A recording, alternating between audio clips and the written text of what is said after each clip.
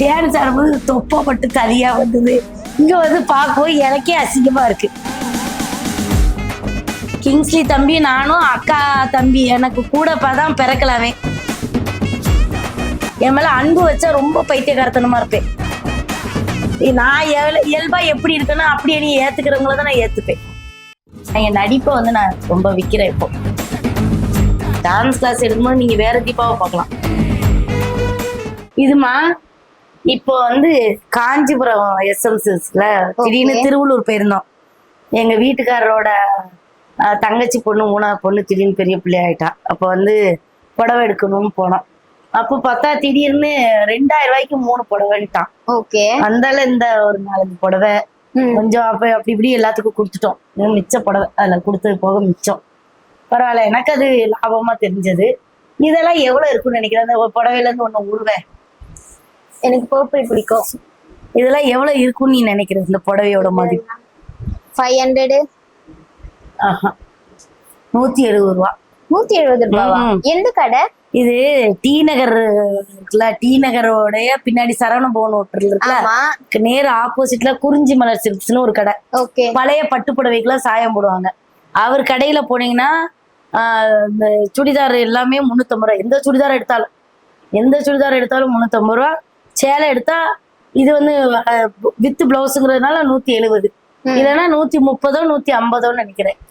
பூரா அப்படி 170 ரூபாய்க்கு எடுத்த புடவை. இந்த புடவை இல்லாமா? ஆமா, புடவை இது எல்லாமே 170 ரூபா தான். அந்த புடவை பார்த்தோன்னே நமக்கு ஃபுல்லா அந்த ரேக் பூரா நீங்க காட்டுனீங்கன்னா வெறும் 170 ரூபா தான். எடுக்கவா? எடுங்க. காட்டன் டைப்லயே இருக்குல்ல? காட்டன் டைப் எல்லாமே 170 ரூபா தான். ஆச்சரியப்பட்டு வாங்குங்க அவர் கடையில. அது மாதிரி சிந்தட்டிக்ல நிறைய டிஃப்ரெண்டா வச்சிருப்பா. அதுவும் 180 ரூபா 170 ரூபா தான். இது எல்லாமே அவங்க கடை தான். அவங்க கடை மேல இருக்கிறது. ஆமா, நான் ஒரே ஒரு நாள் அவங்க கடைக்கு ஆடுக்கு போயிருந்தேன். இது வந்து அவர் கடைக்கு ஆடு கிடையாது.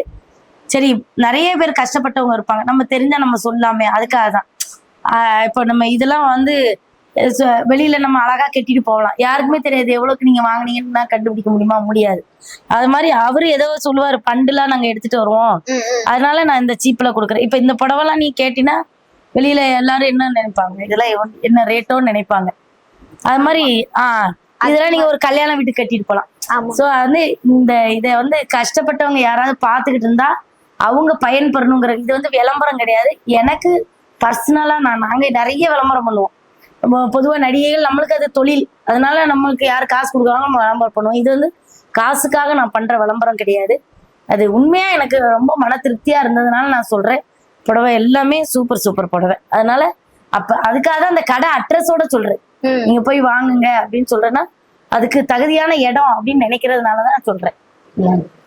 பத்தியா, இப்ப கூட நான் எந்திரிக்கல, என் வீட்டுக்கு வந்து ஒண்ணு வேலை வாங்குறேன். அதெல்லாம் ஒண்ணும் இல்ல. சரி, இப்போ வந்து சாரினாலுமே வந்து நிறைய பொண்ணுங்களா வந்து அவளுக்கு ரெட் பிடிக்கும்னா ரெட் தான் தேடி பிங்க் புடவை இதை மட்டும் இதை காட்டினாலே உங்களுக்கு புரியும். இதுவா? இது நீங்க வெளியில எவ்வளவு நினைப்பீங்க? இந்த புடவை 1500. 170 ரூபா. 170? அதத்தான் நானும் சொன்னேன். அதை வச்சு அதுக்குதான். இப்ப வந்து நிறைய பொண்ணுங்களுக்கு ஒரு கலர் பிடிச்சிச்சுன்னா அந்த கலர்ல தான் வந்து ட்ரெஸ்ஸும் வாங்குவாங்க, புடவையும். அந்த மாதிரி உங்களுக்கு எந்த கலர் பிடிக்கும்? எனக்கு கலர்னு அப்படி ரொம்ப பிடிக்காது. பொதுவா பார்த்தோன்னே எனக்கு எந்த இது பிடிச்சிருக்கோ அப்படி எடுத்து. அப்படி பார்த்தா மஞ்சள் கலர் எங்க வீட்டுக்காரருக்கு பிடிக்கும். மஞ்சள், பச்சை, அந்த மாதிரி பிரைட்டா எடுக்கணும்னு நினைப்பாரு. பெண்கள் வந்து ரொம்ப பிரைட்டா கட்டணும், அப்பதான் அழகா இருக்கும் அப்படின்னு அவரு ஒரு வேதாந்தம் சொல்லுவாரு.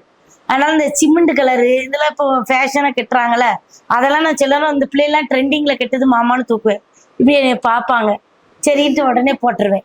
அதே மாதிரி கடைக்கு போவோமா, நகை கடைக்கு போனோம்னு வச்சுக்கோயேன், போனா நிறைய மாடர்னா வச்சுப்போம். இப்படி தொங்க அப்படி தொங்கும். அதை வாங்கணும்னு நினைச்சிட்டு தான் உள்ள போவோம். அங்க போனோடனே சிமிக்கியே தான் தூக்குவோம் 2 பேரும். அது என்னமோ தெரியல, அது அவரு முகம் சந்தோஷமா இருந்தாலும் அந்த பொருளையே வாங்குவேன் நான். அதனால அது கடைசியில நான் வேற எங்களே கை வைக்கும் போதெல்லாம் அவர் முகத்துல அந்த சிரிப்பு வராது.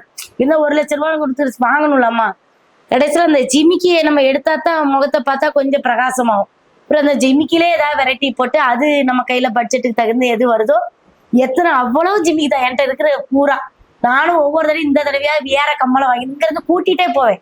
ஆமா, நம்ம நிறைய ஜிமிக்கி வாங்கிட்டோம், இந்த தடவை நம்ம வேற ஏதாவது வாங்கணும் அப்படின்னு சொல்லிட்டு தான் கூட்டிகிட்டே போவேன் கடைக்கு.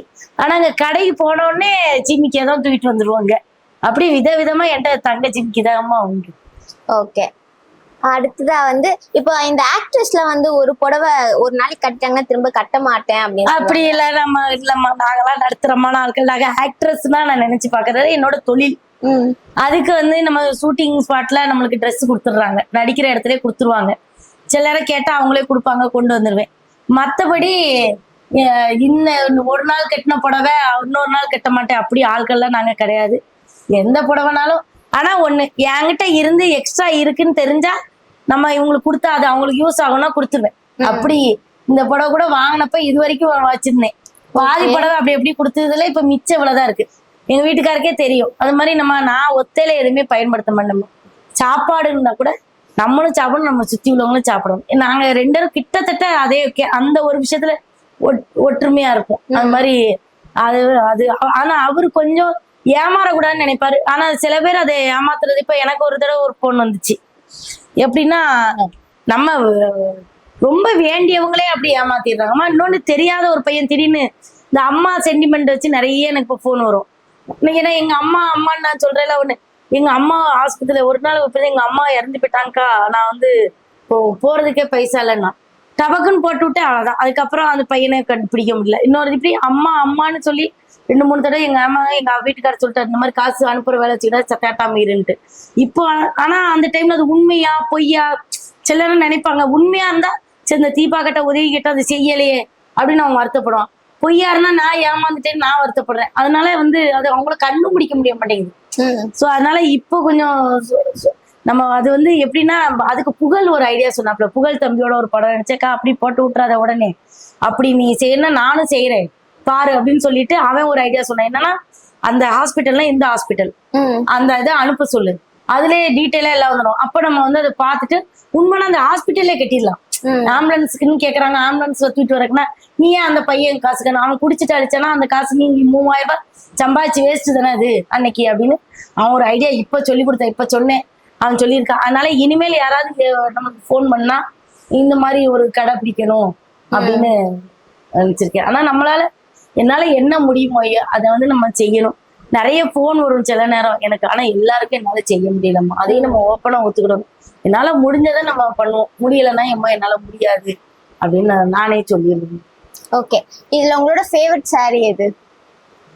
ஃபேவரட் சாரியா? அது வந்து அது இதுல இருக்கான்னு பாப்பீங்க. கல்யாண சேலை தான் ஒரு இந்த இருக்கு, இதை எடு, இந்த இருக்கு. இதுதான் கல்யாண புடவையா?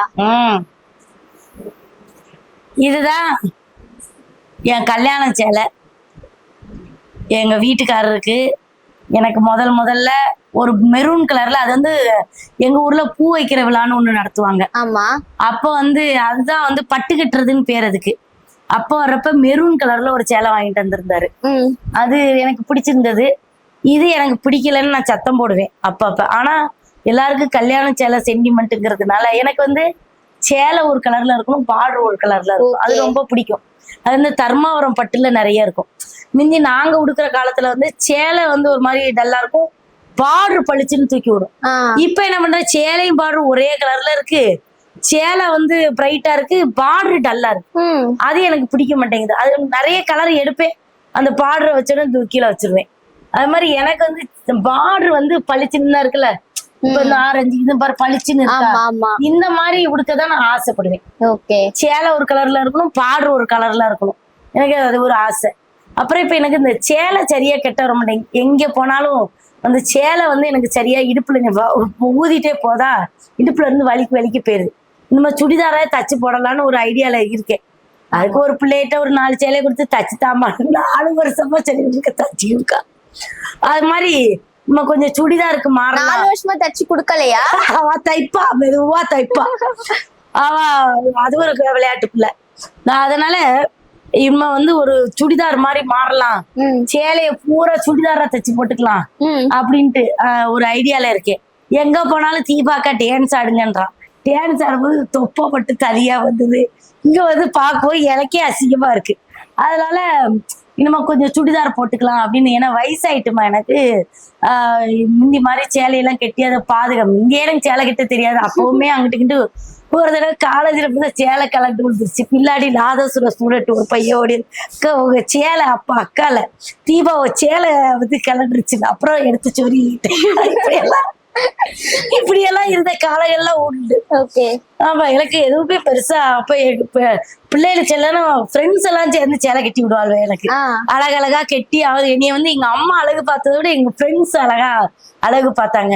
நம்ம இசைப்பள்ளியில தான் எங்க நட்பு ஆரம்பிச்சது. எங்க அக்கா உமாக்கா கோமதி அக்காலாம் எப்போ எந்த ஃபங்க்ஷன் நீட்டா சேலை கட்டி விட்டுருவோம். இப்போ காலேஜ் வந்தப்பறம் காலேஜ் பிள்ளைகள், இங்க மியூசிக் காலேஜ் பிள்ளைகள் அவ்வளோ ஃப்ரெண்ட்ஸ் எல்லாம் சேலை அந்த ஃபங்க்ஷன் அன்னைக்கு மட்டும் அழகா கெட்டி அழகா இருப்பேன். மற்ற நாள்லாம் மறுபடி அந்த மாதிரி ஆயிரும். அதனால இந்த சுடிதாருக்கு மாறிடலான்ட்டு இருக்கேன்டா. ஓகே. இந்த கல்யாண சாரியை தவிர்த்து வேற என்ன ஃபேவரட் உங்களுக்கு இப்ப ரீசன்ட்டா? ஃபேவரட்னா இது வந்து எனக்கு யார் வாங்கி கொடுத்தா அப்படின்னா கிங்ஸ்லி தம்பி வாங்கி கொடுத்த சேலை. இந்த சேலை. ஓகே. ஆமா, இது வந்து எப்படின்னா கிங்ஸ்லி தம்பி நானும் அக்கா தம்பி எனக்கு கூட தான் பிறக்கலாமே. அவன் வீட்டுல எப்போ வேணாலும் எனக்கு போறதுக்கு வர்றதுக்கு உரிமை இருக்கு. இது அவன் வாங்கி கொடுத்த சேலை. வந்து தாய் வீட்டு சீதனமா நான் வச்சிருக்கேன். தாய் வீட்டு தாய் மாமே சீர் மாதிரி அது எனக்கு. அவர் வாங்கி கொடுத்ததுல எனக்கு இது ஃபேவரட்னா எது சொல்வீங்க? ஏமா ஃபேவரட் அது வந்து சிலர் வந்து அது சென்டிமெண்டா ஏதாவது அட்டாச்மெண்ட் பண்ணாதான் எனக்கு ஃபேவரட்.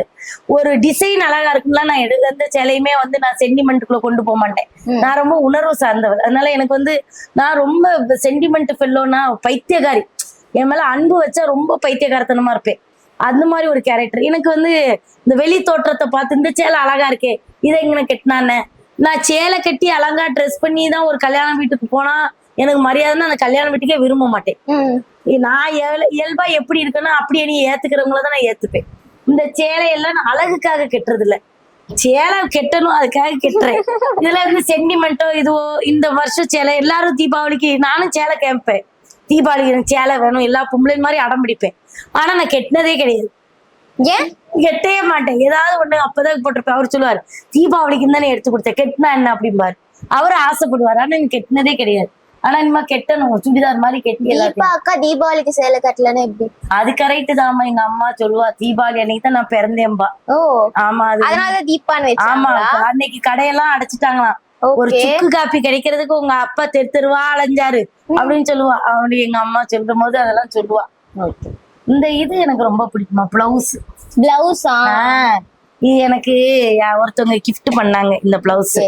அது அந்த அந்த பொட்டிக்கு பேரு ஞாபகம் இல்ல எனக்கு, மன்னிச்சிருமா. அவ தச்சு கொடுத்த பிளவுஸ் ரொம்ப பிடிக்கும் எனக்கு. நிறைய இடத்துல இந்த பிளவுஸ் நான் போட்டிருக்கேன். அதனால நான் சொல்றேன். ஓகே. அப்புறம் நீங்க வந்து மேட்சிங்கா வளையல் எல்லாம் போடுவீங்க இல்லையா? அந்த வளையலை பத்தி இவ எந்த ஊர்ல இருந்து இவளை கூட்டிட்டு வந்தீங்க?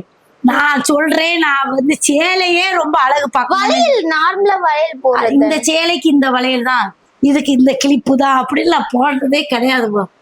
என் வாழ்நாள்லயே நான் அப்படி போட்டது இல்லை. சரியா? அதனால இந்த கேள்விகள் நீ வந்து வேற ஆர்டிஸ்ட் யாராவது இருந்தாங்களா அவங்ககிட்ட போய் கேளு. அங்க விதவிதமா அடக்கி வச்சிருப்பாங்க, காட்டுவாங்க. நான் ஷூட்டிங்னு 1-2 வாங்கி வச்சிருந்தேன். அதெல்லாம் மேல இருக்கும். அது எனக்கு இல்லை. நான் கொஞ்சம் யூடியூப்க்கு வெப் சீரிஸ் எல்லாம் கொஞ்ச நாள் பண்ணேன். அதுக்கு வாங்கினேன். அதுல பாதியே எங்க காணும், பாதி கொஞ்சம் மேல போட்டு வச்சிருக்கேன். எல்லாம் குப்பை மாதிரி கிடக்கு. என் வீட்டுல அதுக்கு வேலையே கிடையாது. தங்கமே எங்கம்மா தொலைச்சு விடுவேன். அன்னைக்கு ஒரு நாள் இப்படிதான் இந்த விடுதலை படத்துல சும்மா இல்லாம என் கூட இருப்பானே ராகுல், வா படம் பார்க்க போவோம்னு கூப்பிட்டு போனாப்புல. இந்த குளிருதேன்னு சொல்லி முல்லாக்கு அது என்ன இந்த மூஞ்சில மங்கிக்குள்ளா போடுவோம்ல, அதை போட்டுட்டு போனேம்மா. ஏதோ ஒரு இடத்துல புழுக்கமா இருக்குன்னு இப்படி கழட்டி இருக்கு. அது காதோட அதுவும் வந்து கீழே விழுந்துட்டு. மறுபடியும் வீட்டுக்கு வந்து பாக்குற ஒரு கம்மல் தான் ரூம்ல இருக்கு, ஒரு கம்மலை காணும். எங்க வந்துச்சுன்னு தெரியல. அதுல ஒரு அரை பவுன் போயிடுச்சு. அன்னைக்கு ஒரு கம்மலை ஒரு சிப்புல போட்டு வச்சிருந்தேன். ஒரு கம்மல் தான் இருக்கு, ஒரு கம்மலை காணும். எங்க வீடு பூரா தேடி பார்த்தாச்சு கண்டுபிடிக்க முடியல. இந்த கொப்பு கம்மல் பாரு, இது பாதிய தொலைச்சு விடுவேன். இப்ப இது வந்து ஒரு வித்தியாசமான சொறையில எங்க வீட்டுக்காரர் வாங்கி கொடுத்துருக்காரு. இந்த பின்னாடி இப்படி திருக்கிறது, நீ என்ன பண்ணாலும் அது வழியே வராது. அப்படின்னா சுருக்கி விட்டுட்டோம்னு வச்சுக்க, அது பாட்டு கிடக்கு இப்ப கொஞ்ச நாளா. அதனால எனக்கு இந்த கம்மல் இதுல எல்லாம் எனக்கு பெரிய நாட்டங்கள் கிடையாது. அதனால நீ அது இந்த கேள்விகளுக்கு ஸ்கிப் பண்ணிடு. இங்கிலீஷ்ல சொல்லணும்னா ஸ்கிப் பண்ணிடணுமா? ஆமா. சரி. வேற இந்த கபோர்ட்ல எல்லாம் என்ன இருக்கு? இதுல இந்த கபோர்டு பூரா இந்த கபோர்டுக்கு கீழே கொண்டு வா. இவ்வளவு பெரிய இது இருக்கு, இத பாக்குறியா நீ? அத பார்த்தேன், அத பத்தி கேட்கலாம். வா வா, இத கேளு. இதுதான் எனக்கு ஏதாவது யூஸ் ஆகும். யூஸ் இல்லாத என் வீட்டு சேலைய திருப்பி திருப்பி பார்த்து அவங்க என்ன பண்ண போறாங்க? இது ஸ்டுடியோ வந்து எஸ்கே டான்ஸ் நம்ம வீட்டு மாடியில நடத்திட்டு இருக்கோமா, பரதநாட்டியம். அது என்ன எஸ்கே டான்ஸ்? இது வந்தா எல்லாரும் நினைப்பீங்க சிவகார்த்திகேயன் தம்பி பேர்ல ஆரம்பிச்சிருக்கேன். அப்படி கிடையாது, 4-5 பேர். ஆனா அதுக்கு தகுதியானவர் தான் அவரு. ஆனா அவர் பேர்லயே வந்தது எனக்கு சந்தோஷம். என்ன அப்படின்னா ஒரு 4-5 பேர் எழுதணும். அமிர்தா ஸ்கூல் ஆஃப் டான்சிங், அம்மா பேரு எஸ்கே டான்ஸ் வேர்ல்டு, அப்படியே ஒரு 5-6 பேர். முத்தாரம்மன், குலசு முத்தாரம்மனுடைய ரொம்ப தீவிர பக்தி. குலசை முத்தாரம்மன் டான்ஸ் ஸ்கூல் அப்படின்லாம் ஆரம்பிச்சு இங்க பக்கத்துல கங்கை அம்மன் கோயில்னு இந்த பக்கத்துல ஒரு அம்மன் கோயில் இருக்கு. அம்மன் கோயில எடுத்து பார்த்தேன். அதுல இதான் வந்துச்சு, எஸ்கே டான்ஸ் வேர்ல்டு. எஸ்னா சேதுனா, கேனா கனிஸ், என் பசங்க பேரு. ஆனா நான் கேஎஸும் போட்டேன். மூத்தவன் வரும் எனக்கு எங்க வீட்டுல. ஆனா இளைய பையன் தான் எனக்கு மூத்த பையன். எஸ்கேன்றது நல்லா இருக்குல்ல, ஃபேன்சியா. அதனால அது அப்படியே அமைஞ்சிருச்சு. ஓகே. அது நம்ம வீட்டு மாடியில நடத்துறோம். Western, Bharatanatyam, cinematic, free style, vocal, zumba, drawing, எல்லாமே இப்ப நடத்திக்கிட்டு இருக்கோம். போயிட்டு இருக்க இப்ப கிளாஸஸ். ஆமா, இப்போதைக்கு பரதநாட்டியமும் வெஸ்டர்னும் நடக்குது. ஓகே. எவ்வளவு டைமிங் எப்படி இருக்கும்? சாயங்காலம் ஈவினிங் நடத்தும். சப்போஸ் நீங்க ஃப்ரீயா இல்லனா ஆள் வருவாங்களா சொல்லி கொடுக்க? அதாவது வெஸ்டர்னுக்கு ஒரு தம்பி, நான் வெஸ்டர்ன் மாஸ்டர் கிடையாதுமா. வெஸ்டர்னுக்கு எனக்கு நானே அது வந்து எனக்கு தெரியாது. ஓகே. சொல்ல நான் ஆடுறதுலாம் டான்ஸே கிடையாது. நான் வந்து சும்மா சந்தோஷத்துல ஆடுறது, அதுக்கு பேரு டான்ஸ் கிடையாது. பரதநாட்டியம் வந்து நான் எடுக்கிறேன். என்னோட ஸ்டூடெண்ட் ஒரு பையன் இருக்கா, இன்னொரு பொண்ணு இருக்காப்ல. நான் வந்து எப்ப ஆகலாமா? எனக்கும் ஆசைதான். வாங்க தாராளமா. ஒரு நேரத்துல வேலை இல்லாதப்ப ஃபுல்லா நான் தான் டான்ஸ் சொல்லி கொடுத்தேன். இப்ப நான் முக்காவாசி இருக்கிறதுனால என்னோட ஸ்டூடெண்ட் அவனும் சும்மா இல்லாம எம்ஏ பரதநாட்டியம் முடிச்சிருக்கான். நேஷனல் இந்திய லெவல்ல சிறந்த பரதநாட்டிய கலைஞர்னு அவன் வந்து ஃபர்ஸ்ட் வின்னர். ஓகே. ஆமா, அதனால சும்மா ஒண்ணும் இல்லாதவங்க எல்லாம் வந்து நம்ம எடுக்கல. அதனால அவன் பேரு முத்துச்செல்வன், அவன் தான் எடுக்கிறாப்ல. ஓகே. இப்போ டான்ஸுக்கும் உங்களுக்கும் இருக்கிற உறவு எப்படி? டான்ஸ் வந்து எல்லாத்தையுமே மாத்துமா. நீங்க நம்புறீங்களோ நம்பலையோ, நான் சின்ன வயசுல வந்து ரொம்ப மந்தமான ஒரு ஸ்டூடெண்ட். நான் டான்ஸ் படிக்க ஆரம்பிச்ச பிறகுதான் கொஞ்சம் ஓரளவு அறிவு வந்துச்சு. இப்ப இவ்வளவு ஞானம் எனக்கு வர்றதுக்கு காரணமே என்னுடைய டான்ஸ் தான் என்னை வழி நடத்தினது. இவ்வளவு தூரம் நான் பேசுறது, இவ்வளவு பண்றது, இது எல்லாத்துக்குமே என்னோட டான்ஸ் தான். நம்ம டான்ஸ் கிளாஸ்ல இன்னொரு சிறப்பு குழந்தை படிச்சு இப்ப அவ ரொம்ப நார்மலா இருக்க. நீங்க ஆச்சரியப்படுவீங்க, நிஜமா. ரொம்ப டான்ஸ் படிச்சா வந்து எல்லாமே மாறுமா. பரதநாட்டியம்ன்றது ஒரு சாதாரண கலை கிடையாது. ஸோ அதனால நீங்களே அதை பார்க்கலாம். நான் அவளை எங்க வச்சு இப்ப சந்திச்சேன்னா அந்த பாலவிகாஸ் ஸ்கூல்ல தான் பார்த்தேன். பாலவிகா சிறப்பு குழந்தைகள் இருக்கிற பள்ளிக்கூடத்துல ஒரு சீஃப் கெஸ்டா போயிருந்தேன். அப்போ இந்த பிள்ளை கூச்சி அடிச்சு நான் சொன்னேன், இந்த பிள்ளைகிட்ட ஒரு திறமை இருக்குன்னு கூப்பிட்டு வந்து நம்ம சொல்லி கொடுத்தோம். சூப்பரா ஆடுறான்.